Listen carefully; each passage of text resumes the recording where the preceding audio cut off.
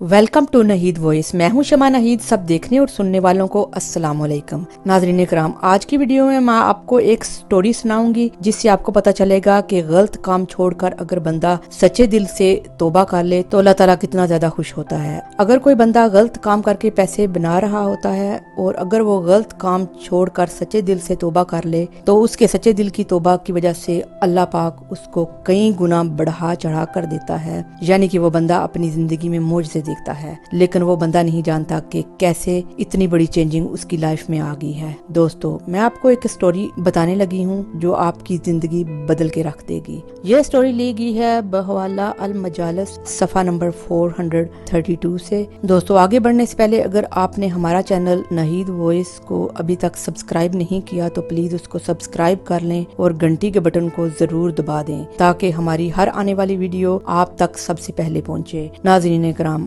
آج میں آپ کو بنی اسرائیل کے ایک شخص کی کہانی سناؤں گی. ایک آدمی زنانہ حمام میں عورتوں کا مساج کرتا تھا اور ان کی میل اتارتا تھا. اس کی آواز باریک ہوتی ہے اور بغیر داڑھی کے نازک سا مرد ہوتا ہے. وہ اپنی ظاہری شکل و صورت سے فائدہ اٹھاتے ہوئے عورتوں کو مساج کرتا ہے. اس کا نام نسو ہوتا ہے. کوئی بھی اس کی حقیقت نہیں جانتا، سبھی اس کو عورت سمجھتے اور یہ طریقہ اس کے لیے ذریعہ معاش بھی تھا اور عورتوں کے جسم سے لذت بھی لیتا رہا. کئی بار ضمیر کے ملامت کرنے پر اس نے اس کام سے توبہ بھی کر لی مگر ہمیشہ توبہ توڑ دیتا. ایک دن بادشاہ کی بیٹی حمام گئی. حمام اور مساج کے بعد پتہ چلا کہ اس کا ہیرا گم ہو گیا ہے. بادشاہ کی بیٹی نے حکم دیا کہ سب کی تلاشی لی جائے. سب کی تلاشی لی گئی لیکن ہیرا نہ ملا. نسو رسوائی کی وجہ سے ایک جگہ چھپ گیا کہ میرا آج راز کھل جائے گا اور میرا سر قلم کر دیا جائے گا. جب وہ دیکھتا ہے کہ شہزادی کی کنیزیں اس کو ڈھونڈ رہی ہوتی ہیں، وہ سچے دل سے خدا کو پکارتا ہے اور رب کے دربار میں سچے دل سے توبہ کر لیتا ہے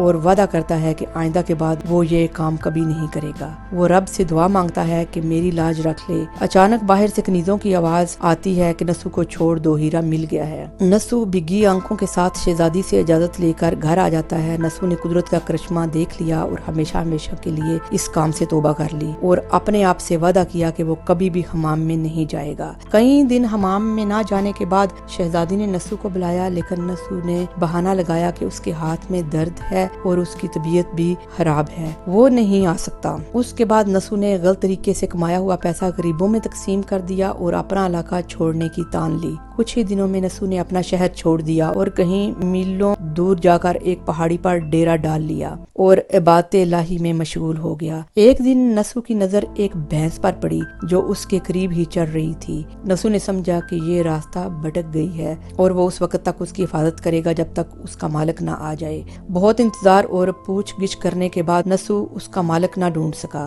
تو اس نے اس بھینس کی دیکھ بھال کرنا شروع کر دی. تھوڑے عرصے کے بعد اس بھینس نے بچہ دیا اور نسو اس کا دودھ استعمال کرنے لگا. کچھ دنوں کے بعد ایک تجارتی قافلہ ادھر آ نکلا. وہ پیاس کی شدت سے نڈال تھا. نسو نے ان کو دودھ پلایا اور پانی بھی دیا. وہ تاجر بہت خوش ہوئے. انہوں نے نسو سے شہر کا راستہ پوچھا. نسو نے ان کو بہت نزدیکی اور آسان راستہ بتایا. انہوں نے جاتے وقت نسو کو بہت ساری اشرفیاں دی. نسو نے ان اشرفیوں سے ایک کنواں کھدوایا. شروع میں لوگ کنویں پر پانی بھرنے آتے. اس طرح آہستہ آہستہ لوگ وہاں بسنے لگے. عمارتیں بننے لگی اور وہاں کے لوگ نسو کو بہت عزت کی نگاہ سے دیکھتے تھے. رفتہ رفتہ نسو کی شہرت بادشاہ تک جا پہنچی. وہیں بادشاہ جو شہزادی کا باپ تھا. نسو کی عزت اور شہرت کی وجہ سے بادشاہ کو نسو سے ملنے کا اشتیاق ہو گیا، لیکن بادشاہ کو یہ نہیں پتا تھا کہ یہ مشہور اور عزت دار پرسن نسو ہے. بادشاہ نے نسو کو پیغام بھیجا کہ وہ اس مشہور اور عزت دار بندے سے ملنا چاہتا ہے اور وہ دربار میں تشریف لائے. لیکن نسو نے بادشاہ کو ملنے سے انکار کر دیا اور معذرت چاہی کہ وہ بہت بزی ہے، وہ دربار میں حاضر نہیں ہو سکتا. بادشاہ کو بہت تعجب ہوا. بادشاہ نے کہا اگر وہ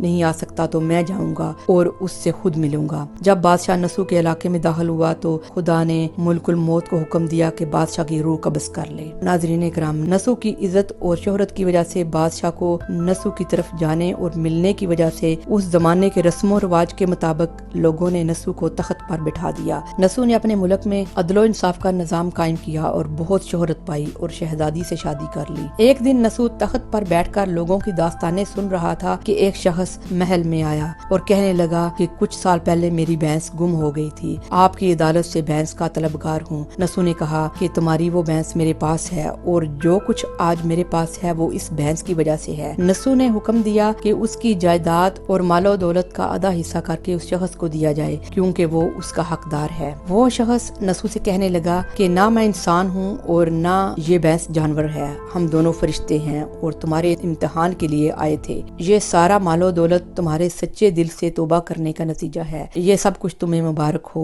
वो दोनों फरिश्ते गायब हो गए। दोस्तों, क्या आपको पता है कि इसी वजह से सच्चे दिल से तौबा करने को तौबा नसूह कहते हैं। नाज़रीन इकराम, कायनात में कोई चीज भी इतना इंतजार नहीं करती जितना अल्लाह अपने बंदे की तौबा का इंतजार करता है। अल्लाह को अपने बंदे की तौबा करना और उसको माफ करना बहुत ज्यादा पसंद है। सच्चे दिल से तौबा करने वाले पर अल्लाह का करम, मेहरबानी और ब्लेसिंग होती है और वो बंदा अपनी जिंदगी में मौज से देखता है। दोस्तों, उम्मीद करती हूँ ये वीडियो आपको पसंद आई होगी। कमेंट्स में जरूर बताइएगा। अल्लाह निगहबान।